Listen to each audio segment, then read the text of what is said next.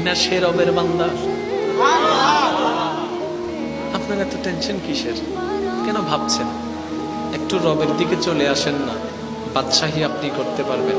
মনে রাখবেন, দুনিয়ার বাদশাহী করার জন্য সিংহাসনের দরকার হয়, রাজ সিংহাসনের দরকার হয়। যারা আল্লাহ প্রেমিক হয়ে, প্রিয় বান্দা সালেহীন হয়ে, ওলি আল্লাহ হয়ে, আল্লাহর বন্ধু হয়ে যায়, তাদের বাদশাহী করার জন্য কোনো সিংহাসনের প্রয়োজন হয় না।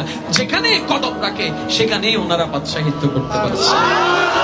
এবার আপনার সিদ্ধান্ত, আপনি কি চেয়ারওয়ালা বাদশাহী চান নাকি রবের রহমতওয়ালা বাদশাহী চান?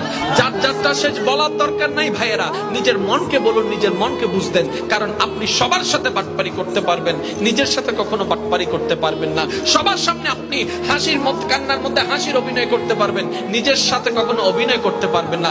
যতই সুখে থাকার অভিনয় করে মানুষের সামনে হাসুন না কেন, দিন শেষে আপনার মনটা যদি অশান্তি থাকে, আপনার সামনে আপনি কখনো হাসতে পারবেন না। তাই উত্তর মানুষকে নয়, নিজের মনকে দেন, এভাবে দেন যেন নিজের মনটা সন্তুষ্টি হয়।